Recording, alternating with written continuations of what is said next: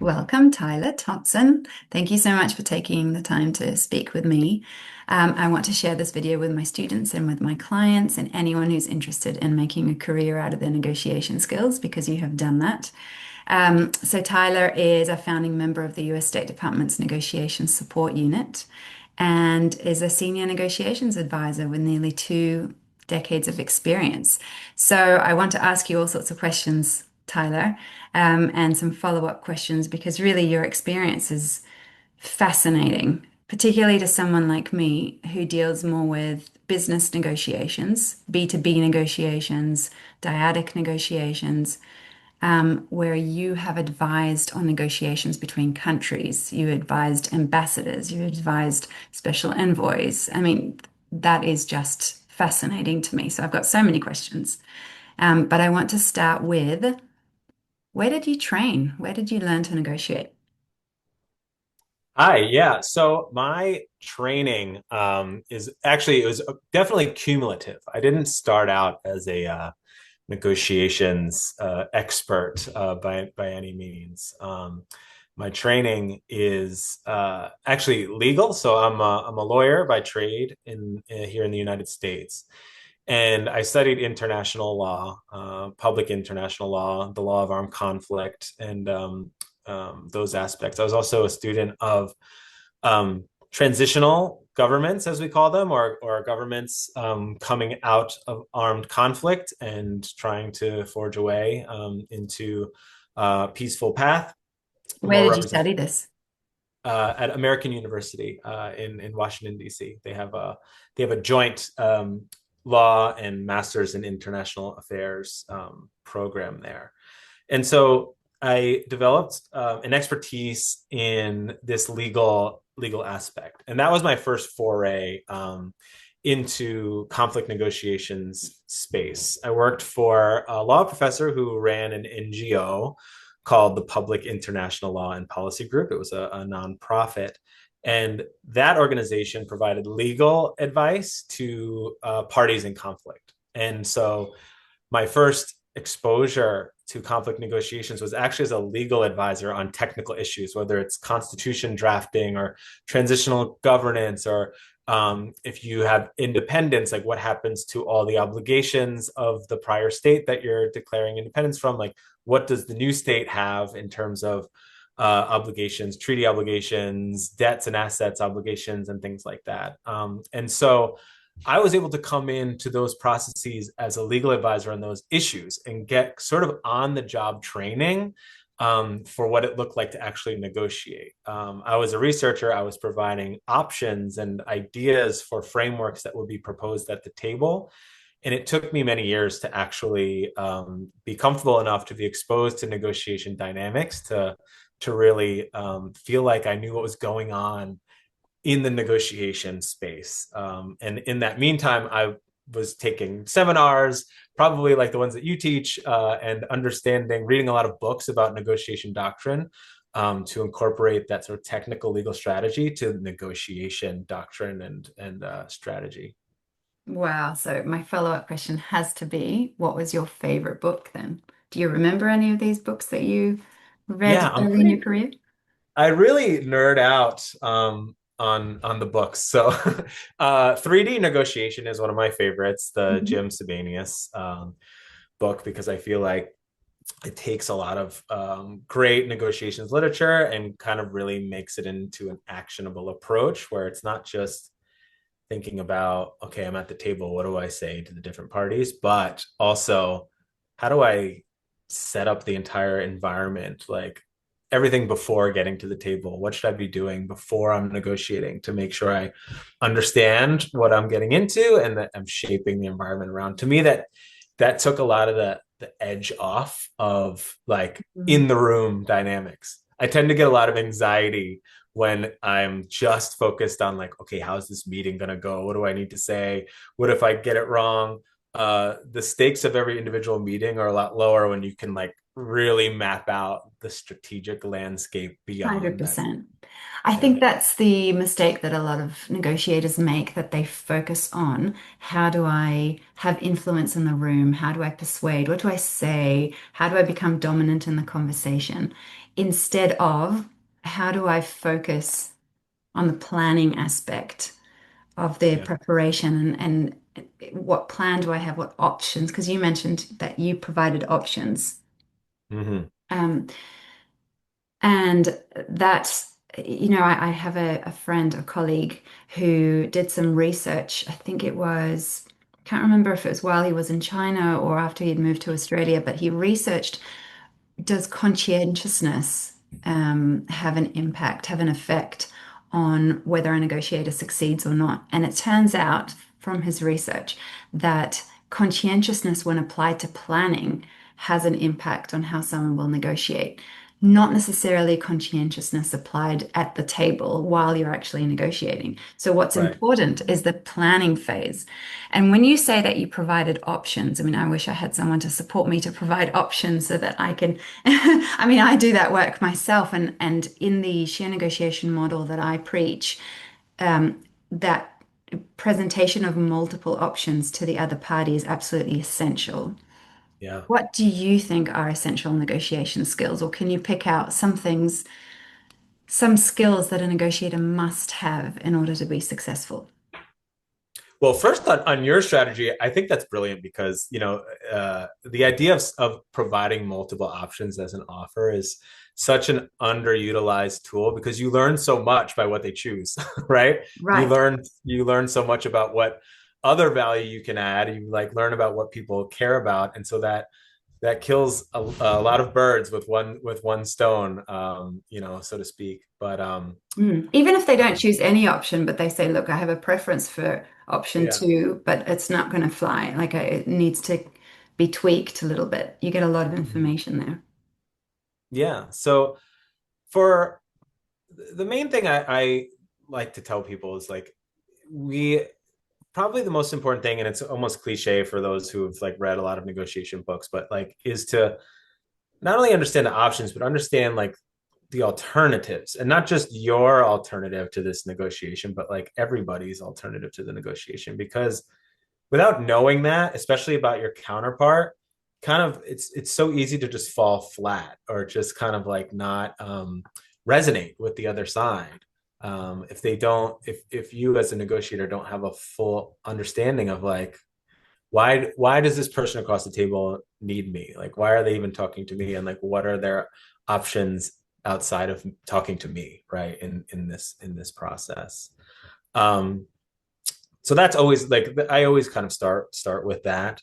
Um, and then the other piece is really having folks think through sequencing, right? So like not just are we going to get a deal at this meeting, but like can you break a process into multiple parts where you're we call it confidence building measures, right? In the conflict world, where you you show that you can collaborate on something small, and then if that succeeds, can you expand what we're talking about to go to Mhm. bigger and bigger options? And usually, if you take like smaller chunks out of the problem, you build collaboration, and a lot can happen if you build that trust first. So, how do you plan this trust building process? Do you, I mean, I'm interested, what sort of work would you do as an advisor? Would you learn about the other party to understand how to build trust with them? Do you always apply the same tactics to build trust? Do you have a methodology? It always comes down to finding out what they care about. And when it comes to confidence building measures, it's always good to rank like what do these people care about the absolute most? Like what's the most sacred thing that Mhm. fighting for or negotiating for, and then try to find some subcategories or other things that are slightly less close or important to them and start with those things, right? And when it comes to confidence building, when it comes to armed conflict, there's a few like tried and true confidence building measures that are you often see in many negotiations, and like those are hostage swaps, prisoners of war swaps, where it's like, okay, you're one side is giving up some of the people they have, the other side's giving up some of the people they have, with the full understanding that like they will likely capture more like as the conflict goes on or if it's not resolved. The second is like short-term ceasefires, right? So like you can stop the fighting for a day, a week, but keeping the leverage of being able to start fighting again. The third is just information sharing. So if you say, okay, we're going to share the location of our troops and assets, if you share the locations of your troops and assets, and like we'll agree to like move them around like to different places or report on the movements, like all of those things, they don't change the trajectory of the conflict, they don't change the leverage, or they not in a significant way the leverage that one or the other side has, but it shows like a willingness to cooperate, at least nominally. And so that could be applied across a bunch of different sectors or a bunch of different fields. Like if you're trying to gauge the trust that you can put in another side, you try something low stakes like a short-term license or a smaller stake deal, before you get deeper into arrangements with them. That's so interesting. Okay, can you tell us a bit about an armed conflict that you were involved in, Yeah, I was something that you involved. can share? Yeah, so before government, those are the ones that are easiest for me to talk about, right? Mhm. Um, and I should give a little bit of. So I worked for the Public International Law and Policy Groups, this NGO, like I mentioned, that does peace negotiations. But after I worked for them, then I went into I worked directly for Syrian American advocacy organizations. Before I was in joined government, my biggest conflict portfolio was Syria. So I advised various components of the Syrian opposition in their negotiations with the Assad government at the time, and Russia, right? Because Russia was often at the table with them or near them, and that was the sort of block, the entities that we were working with or trying to talk to. So that's the probably the longest standing conflict that I was involved in, prior to joining government. And then in government, you can probably guess, there's a bunch, both armed and unarmed political situations that we were engaged with. Yeah, I mean, the Syria conflict is just so complex. I Yeah, don't know how you would even start to make sense of it all. If you think about mapping of stakeholders, I reckon the Syria context would be absolutely, would take months to map out. No? Because there are so many rebel groups and there are so many different tribes and minorities there, and it's just not a unified country in any way. Um, do you then have to apply systems thinking in order to understand the system of pressures on each party and to understand their alternatives? How much research do you need to do? a lot, a lot. The When it comes to Syria, I was involved quite early. 2000, late 2010, early 2000, 2011, was when I first became involved with advising some opposition folks in their strategy and planning. And so I starting that early, it was simpler at the beginning, right? So at the beginning, you had a lot of dynamics that led to the Syrian regime cracking down, and people protesting as part of the Arab Spring processes. And it was an unarmed civil resistance movement that was, so at that point, it was relatively simple. Like there were different um, components, right, of that civil resistance, like people who wanted different things. But it got much more complicated every month that went on. Once it became violent, once the Assad government started attacking people, and then arms flowed in on the other side. every month that arms were flowing into Syria on the opposition side, that's when the stakeholders got very, very complex because you had um, outside a lot of outside countries pouring money and weapons in because it was now violent, a violent conflict. Now you have identity groups and different regional constituencies within the country feeling that existential threat, right? And so the costs and risks of working together increased for them. And so things definitely started to fracture. And that's where the systems thinking really did have to come in a very significant way because you had many, many different feedback loops playing on each other to impact the not only negotiation dynamics, but the geopolitical dynamics and the Yeah. conflict itself, like what was And the happening on the. interests would have been changing. Because I Yes, can imagine you've got, in the Syria conflict, you've got at the very least Iran, Turkey, Russia, Lebanon involved, or funding, or they have an interest in what's happening in that country. way more than that. Yeah, you had Yeah, actually less so Lebanon at the time because a lot of that was coming from Iran, right? So the right. so Iran was a big one. They were sort of like the boots on the ground, so to speak, for the Assad government. The Russians were sort of the air force and the supplier for a lot of funding for the Assad government. Then on the opposition side, once it was armed, you started to see a lot of the fracture. You had Turkey, almost all the Gulf states. You had the United States, uh, a bunch of European countries that were all dumping money and weapons into Syria for a long time. Can I ask who you were advising there? Yeah, Is so that confidential information, or can you share? some of it's confidential, but I can share enough. So at the beginning, we were advising um, two different groups. One was a students, like young people inside Syria that were participating in protests and getting arrested and trying to figure out what options they had, like how they could build leverage, how they can build international attention. The second was groups of pro democracy Syrians who were in exile, who have been in exile for since the early 2000s, let's say. And so they have been thinking strategically about if the opportunity arose, like what would be their path forward for the country, et cetera. So early on, it was those two types of groups.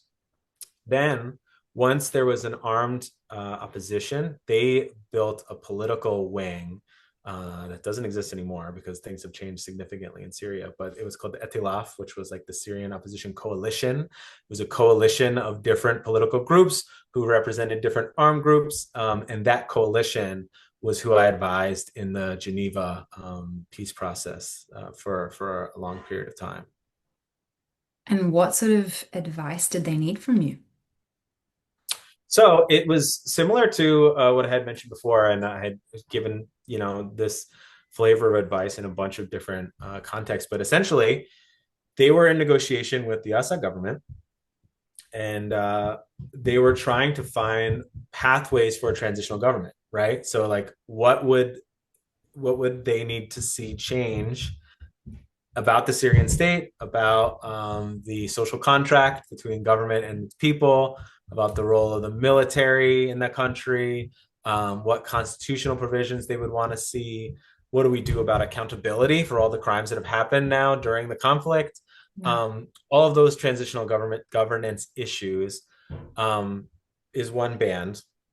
The other, a big through line in my career is ceasefire. So I'm a ceasefires expert by, from my early research and experience, and then just kind of trickled through my career. I've written a book on ceasefires, and so What's the name ceasefire. of the book? Just so that we know.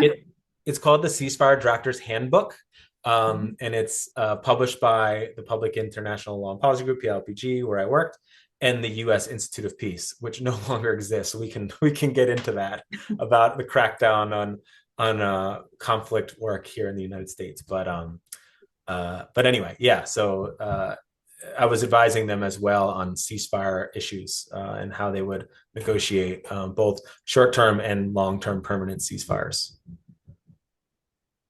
I have to ask this question. It's just so timely. There's a ceasefire deal on the table at the Yeah. moment between Israel and Palestinians. Do you think it will be accepted by Hamas? I don't know. I don't know. I mean, one of the benefits of being outside of government at this point is that for better or worse, I don't have visibility on recent plans and things like that. But really, it's going to depend on the good faith and not good faith, but the interests of both sides in understanding, like, what do they get out of joining it? What do they get out of not? And that's been kind of the dance this whole time about, like, Sure. are we meeting the interests of the Israeli government? Are we meeting the interests of Hamas? And then, like, a step back from that is, are we meeting the interests of the Israeli people, and are we um, meeting the interests of the Palestinian people, right? And so, and those two things don't often align. And so we'll see. It's a 20-point plan, from what I've heard in the media, and it's all going to depend on that leverage, right? That I think other countries can apply on the situation. Systems thinking again. Yeah. Um, okay, I think I'll end with this question, or maybe two questions. Um, Knowing what you know, actually, no, this is the question I'd like to ask you. When you're advising on a complex negotiation between multiple parties, is your approach to think like a mediator? Because you've said now that everything will depend on everyone's interests, right? Can we meet the parties' interests? Does that mean that you take a neutral mediator role in order to find the right solution to a conflict? Or do you find yourself siding with the party that you're advising and thinking about how to best meet their interests while perhaps manipulating the other side's? Yeah, I the latter, right? So I have a couple of times in my life, mainly at the State Department, have I been sort of in a mediation role, or that the U.S. government has been in a mediation role. The vast majority of my career, I've been an advisor to a particular side who wants to win or have gained the most that they can, claim the most value in a negotiation. And so, and even in my legal training, like, my mindset is often on that, like, how do you achieve the most, create the most value, but then claim the most value for one or both, or for one side. um but I should say, like, it's not, I'm not cynical or Machiavellian, right? So, like, I am of the mindset that um the best path forward is to maximize the pie, right? Like, Mhm. make the most value as possible, and then claim what value you can, when that pie is maximized, because um, usually that creates more satisfaction and therefore more durable Sure. solutions. But um, I find too, like, even when as a mediator, because um, I've had so much exposure to, like, how sides think, I still am trying to think like them, both sides, about sort of like, well, what's their theory of the case? What do they hold sacred? How do they interpret the facts? Like, what do they hold to be the truest of the true? And what's the difference between their interpretation of the facts and the other sides, on those sacred core issues that they have? Because that kind of gives you a little bit of a shadow of where the path might be. And also, mediators themselves are never neutral, right? It's especially in conflict. Like, there's always Mhm. preferred outcome, or there's some outcome that they would like to Well, they have their see. own interests, yeah.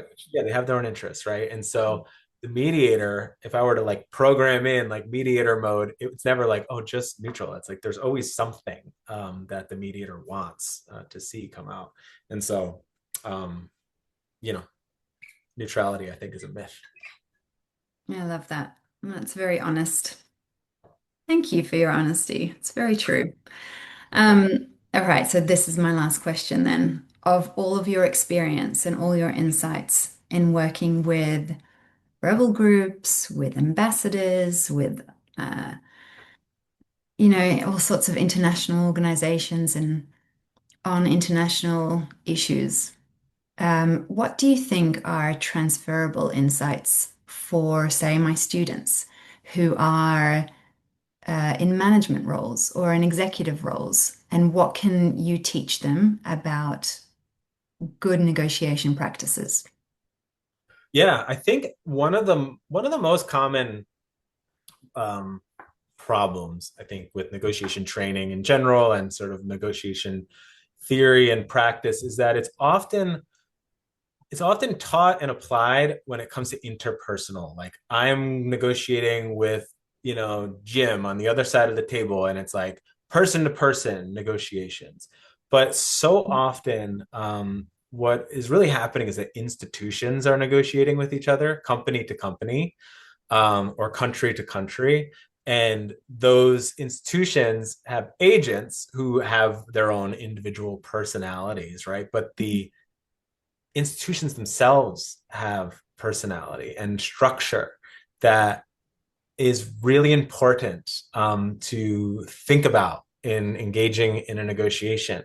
So, for example, like, okay, if we're negotiating with let's say a country in the Middle East. We're talking to their foreign ministry, we're talking to their Ministry of Finance. But until we realize that the actual decisions that are being made and the real power center in this negotiation is their Ministry of Intelligence, we're talking to the wrong people and we're having the wrong kind of conversation, or we're not understanding even what we're talking about, or who we're talking to when it comes to this institution. The same is true in private sector negotiations, right? Like if if you're talking to folks about research and development or some new product line or something like that, but the counterpart that you're working with on the other side, like the true folks that are driving this company's engagement, like maybe that company's in crisis and it's the finance department that Mhm. is the key node in this negotiation. It's important to know that, right? Even if you're talking to like the nicest or hardest bargaining person, um, from whatever department or from the C-suite of that company. And so that sort of structured, the institution to institution framework is something that people should be thinking about all the time. Once they've mastered the like interpersonal negotiation and like getting to know the person on the other side, that piece is really important. Yeah, there's a lot of research involved there. And I'm sure Yeah. my students would then ask you, how do I find out that information? And how long would it Mm-hmm. take? But maybe that's another conversation.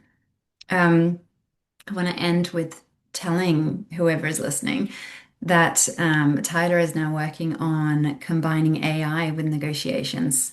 Maybe just tell us what your company is called, and maybe in the next conversation we can go into that. Absolutely, yeah. So I'm a co-founder and the chief negotiation officer at a company called Expeditionary, and so we are focused on integrating artificial intelligence and other tech tools to tried and true negotiation consulting approaches, and we take this institutional systems based approach, right? So our clients are large corporations and governments, and we help them understand their own institution so that they can negotiate as an institution and not in silos or without a sort of a coherent strategy and approach. And it's been very exciting. It's extremely exciting because everyone's interested in how AI will impact negotiations. Will AI negotiate for us? And you're saying, well, actually, AI can help us understand our own our own institutional structures, our own culture, and perhaps help us in the future with what you said before is so important, understanding the other party's institution, their culture, the way things happen there, their priorities and their interests. It all comes back to interests. So thank you so much. What a fascinating conversation. And I'm sure that we'll have more. And if you're willing, we'll have another recorded conversation on all of these other aspects that we didn't have time to talk about. Thanks so much, Absolutely. Tyler. Thank you.